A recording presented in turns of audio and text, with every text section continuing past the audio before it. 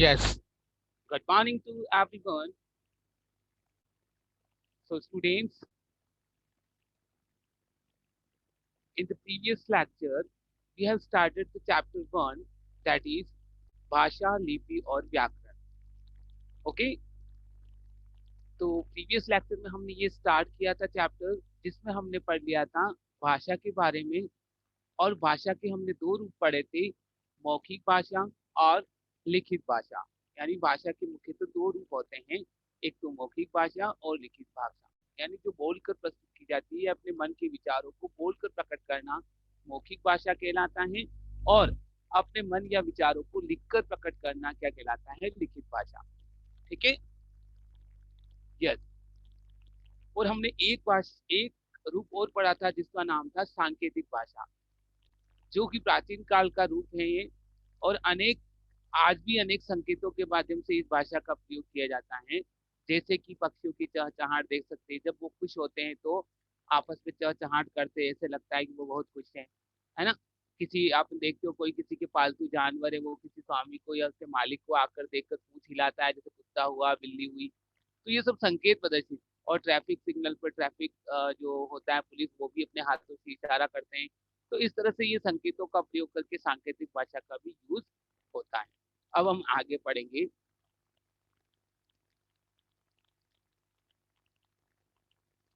देखिए,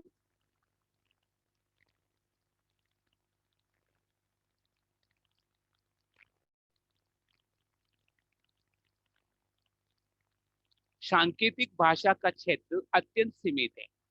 मतलब सांकेतिक जो भाषा यूज की जाती है उसका क्षेत्र सीमित है, ज्यादातर यूज नहीं की जाती हर क्षेत्र में. इसलिए व्याकरण में इसका स्थान सुनिश्चित नहीं है. सड़क, वायु तथा जल यातायात में सांकेतिक भाषा का प्रयोग सामान्य रूप से किया जाता है. इसके अतिरिक्त मुख, बधिर, अंधजन भी सांकेतिक भाषा का प्रयोग करते हैं. आपने देखा होगा, मुख मुख यानी जो बोल नहीं सकते हैं, बहरे, बधिर यानी बहरे, और अंधजन जो अंधे. ठीक है. मुख का मतलब गूंगे. ठीक है, जो बोल नहीं सकते. क्लियर.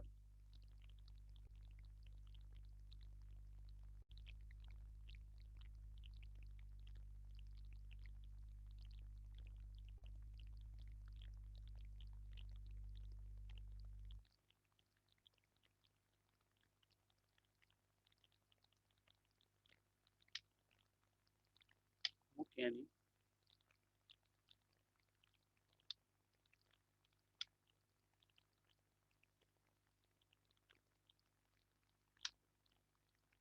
जो बोल नहीं सकते, अर्थात जिन्हें हम कह सकते हैं गूंगे. ठीक है. और बधिर का मतलब बहरे, और अंधजन यानी अंधे.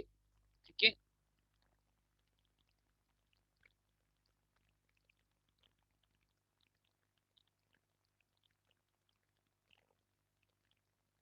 अंधजन यानी अंधे, जो इनको दिखाई नहीं देता है, और बधिर का मतलब बहरे.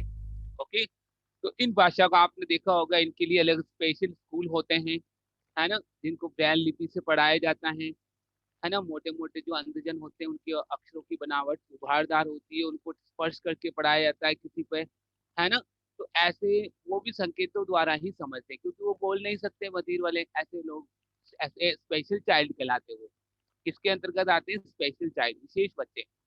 ठीक है. तो उनको पढ़ाने के लिए सांकेतिक भाषा का यूज होता है. भाषा के अन्य रूप. अब आता है भाषा के अन्य रूप. जैसे आ रहा है राष्ट्रभाषा. क्या आ रहा है, राष्ट्रभाषा. वह भाषा जो देश के अधिकांश लोगों द्वारा बोली जाती है. हिंदी हमारी राष्ट्रभाषा. हिंदी को राजभाषा के रूप में घोषित किया था, इसीलिए इसको बाद में राष्ट्रभाषा कहते हैं, लेकिन है राजभाषा. ठीक है. और कब इसको स्वीकृत किया था, 14 सितंबर 1949 को ये भारत की राजभाषा घोषित हुई. ठीक है. अब आता है राजभाषा. सरकारी कार्यालयों की कामकाजी भाषा हिंदी के अलावा अंग्रेजी तथा उर्दू हमारी राजभाषा है. ठीक है. हिंदी के अलावा और कौन सी है, अंग्रेजी और उर्दू, क्योंकि ये भी सरकारी कार्यालयों में यूज की जाती है. ठीक है. बोली.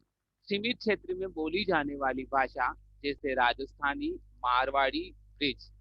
ठीक है. राजस्थान की वैसे कोई स्पेशल राजस्थानी भाषा नहीं है, क्योंकि पूरे राजस्थान में अनेक जिले हैं, और सब में अलग अलग बोलियां बोली जाती है.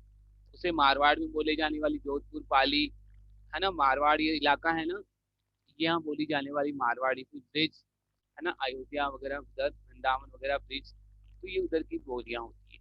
फिर आती है मातृभाषा। बालक द्वारा अपने घर परिवार में सीखी गई भाषा मातृभाषा, मातृभूमि की भाषा कहलाती है। यानी जो बच्चा बड़ा होता है, जिस परिवार जिस फैमिली में बड़ा होता है और अपने परिवार से जो भाषा सीखता है वो उसकी मातृभाषा होती है। Got it?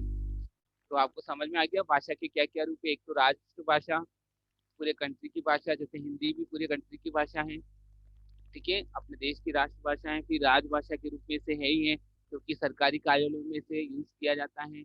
और हिंदी के अलावा दो और भाषा बताइए जो राजभाषा है, एक तो उर्दू, ठीक है, और एक इंग्लिश, क्योंकि जो भी वर्क होते हैं वो इंग्लिश में भी होते हैं, हिंदी में भी होते हैं, और अधिकांश उर्दू में भी होते हैं। फिर आता है बोली। सीमित क्षेत्र में बोली जाने वाली, कोई स्पेशल जो लिमिटेड एरिया में जो बोली जाती है उनको कहते हैं बोली, ठीक है, जैसे राजस्थानी, मारवाड़ी ये। फिर ब्रज। और आता है अब मातृभाषा, यानी कि जो बच्चा अपने परिवार में बड़ा होते हुए जो भाषा सीखता है, या अपने परिवार या घर परिवार से जो भाषा सीखता है वो कहलाती है मातृभाषा, मातृभूमि की भाषा। क्लियर?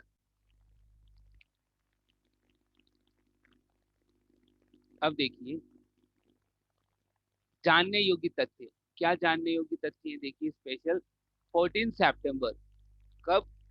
वो अभी बताया था मैंने, 14 सितंबर 1949 को हिंदी को भारत की राजभाषा घोषित किया गया है। के ध्यान रखना, भारत को हिंदी की या हिंदी हिंदी को भारत में राजभाषा कब घोषित किया गया था? 14 सितंबर 1949, यानी 1949 को भारत में हिंदी को राजभाषा का दर्जा दिया गया। इस दिवस या इसी दिन हिंदी दिवस मनाते हैं। क्या मनाते हैं? हिंदी दिवस, ठीक है। यानी हिंदी को भी इम्पोर्टेंस दिया जाता है, और देखा जाए तो केवल इसी दिन महत्व रह गया है ना। लोग इसी दिन हिंदी हिंदी हिंदी करते हैं, लेकिन बाकी दिनों में हिंदी को भूल जाते हैं, जबकि हिंदी हमारी राजभाषा है, ठीक है, हमें इसे नहीं भूलना है। फिर है भारतीय संविधान के अनुच्छेद 363 के अंतर्गत, सॉरी 343 के अंतर्गत हिंदी को राजभाषा के रूप में मान्यता मिली। ध्यान रखना कि कौन से संविधान या संविधान के कौन से अनुच्छेद के अंतर्गत हिंदी भाषा को राजभाषा के रूप में मान्यता मिली थी। तो ध्यान रखना अनुच्छेद नंबर 343, यानी 343 के अंतर्गत हिंदी को राजभाषा के रूप में स्वीकृत किया गया। फिर है 10 जनवरी को विश्व हिंदी दिवस मनाया जाता है। पूरे विश्व में हिंदी दिवस मनाया जाता है वो 10 जनवरी को। बाकी अपने जो इंडिया में है वो हिंदी दिवस 14 सितंबर को मनाया जाता है। Got it? हिंदी विश्व की दूसरी सर्वाधिक बोले जाने वाली भाषा है। ध्यान रखना, अंग्रेजी तो सबसे ज्यादा बोली जाती है, और दूसरे नंबर पर आती है वो है हिंदी भाषा। कौन सी भाषा?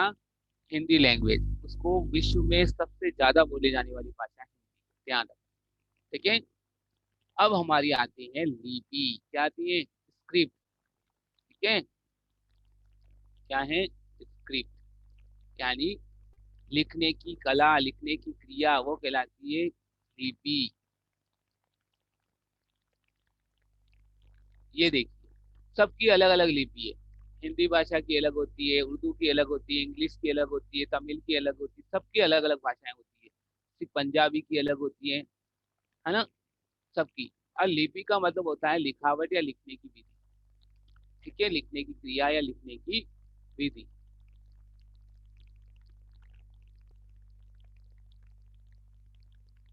ये देखिए, ये पांडुलिपि है, और इधर है शिलालेख। शिलालेख आप समझते हैं बेटा, जो शिलाओं पर, पत्थरों पर लिखे जाते हैं, ठीक है। लिपि का शाब्दिक अर्थ होता है लिखावट या अथवा लिखने की विधि। ध्वनियों को लिखने के लिए जिन चिन्हों का प्रयोग किया जाता है वही लिपि कहलाती है। यानी जिस ध्वनि का, जिन चिन्हों का यूज किया जाता है, यानी ध्वनियों को लिखने के लिए, साउंड को लिखने के लिए कौन जिस चिन्हों को यूज करते हैं जिस भाषा में, वो क्या कहलाती है? लिपि, ठीक है। किसी भी भाषा को अनेक लिपियों में लिखा जा सकता है, ठीक है, कोई सी भी भाषा हो उसे अनेक लिपियों में लिख सकते हैं। ध्वनियों के लिखित या चिन्हित रूप को ही लिपि कहते हैं, ठीक है। ध्यान रखिएगा कि ध्वनियों के जो लिखित या चिन्हित जो रूप हैं वही कहलाते हैं लिपि। Got it?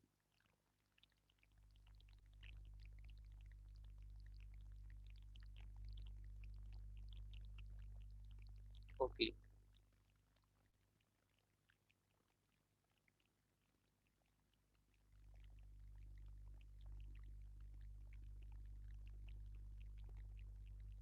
Priyanshi Notiya, yes sir. So you have to read from here सांकेतिक भाषा का क्षेत्र। Okay sir. सांकेतिक भाषा का श्रेष्ठ अत्यंत सांकेतिक, सांकेतिक नॉट सांके, सांकेतिक, सांकेतिक। सांकेतिक भाषा का क्षेत्र अत्यंत सीमित है, इसलिए व्याकरण में उसका स्थान सुनिश्चित सुनिश्चित, सुनिश्चित सुनिश्चित सुनिश्चित नहीं है। सड़क, वायु तथा जल यातायात में सांकेतिक भाषा का प्रयोग सामान्य रूप से किया जाता है।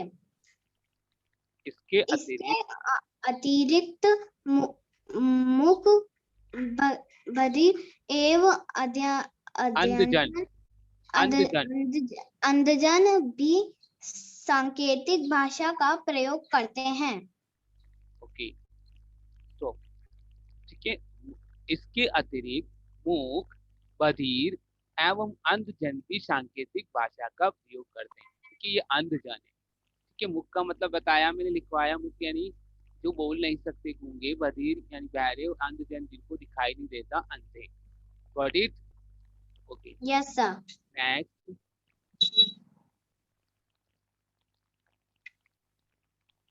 वैदिक पालीवाद। वैदिक, अनम्यूट योर माइक। वैदिक, आर यू लिसनिंग और not? But your voice is not coming. Speak louder.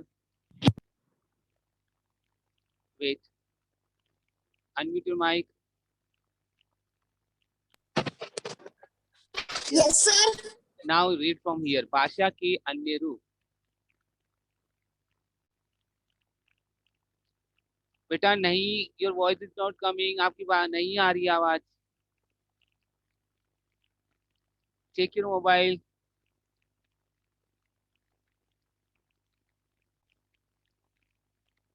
वो भाषा जो देश के अधिकांश लोग द्वारा बोली जाती है। हिंदी हमारी राष्ट्रीय भाषा है। राजभाषा सरकारी कार्यालयों की कामकाजी भाषा। वेट कार्यालयों हिंदी के अलावा अंग्रेजी तथा उर्दू हमारी राजभाषा है। बोली सीमित क्षेत्र में बोली जाने वाली भाषा। स्टॉप, सीमित ही नहीं, सीमित क्षेत्र में, सीमित क्षेत्र में बोली जाने वाली भाषा जैसे राजस्थानी, मारवाड़ी, ब्रज, स्टॉप, वेट। ऐसे नहीं पढ़ना है बेटा, जहाँ कोमा और विराम है उस जगह ध्यान रखना है। फॉर एग्जाम्पल देखिए आप, बोली सीमित क्षेत्र में बोली जाने वाली भाषा जैसे राजस्थानी, मारवाड़ी, ब्रिज। अब मैंने पढ़ा, आपको समझा? यहाँ पर भाषा के बाद विराम आया तो मैंने रुका, और फिर राजस्थानी के बाद कोमा आया तो हल्का रुकना है। बस यही तो रीडिंग ऐसा नहीं है फराटे बंद तेजी से बोलना।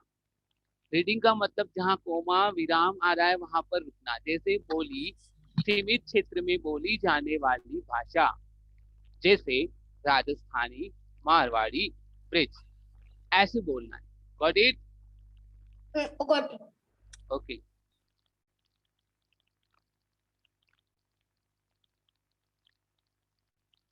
भावी Vishlok. Yes sir. Now you have to read भाषा के अन्य रूप फ्रॉम हियर। भाषा के अन्य रूप। भाषा के अन्य रूप। यस। राष्ट्रभाषा वह भाषा जो देश के अधिकांश लोगों द्वारा बोली जाती है। हिंदी हमारी राष्ट्रभाषा है। राजभाषा सरकारी सरकारी कार्यालयों कार्यालयों की कामकाजी भाषा हिंदी के अलावा अंग्रेजी तथा उर्दू हमारी राजभाषा है। बोली सीमित क्षेत्र में बोली जाने वाली भाषा जैसे राजस्थानी, मारवाड़ी, ओके स्टॉप बेटा, ध्यान रखना। बस आपने भी अच्छा पढ़ा, थोड़ा सा कोमा और विराम का ध्यान रखना कि जहाँ कोमा आएगा वहाँ हल्का रुकना है, और जहाँ विराम आए वहाँ कोमा के बनिस्पत थोड़ा ज्यादा। Yes sir. तो प्रैक्टिस करते रहे बेटा। ओके।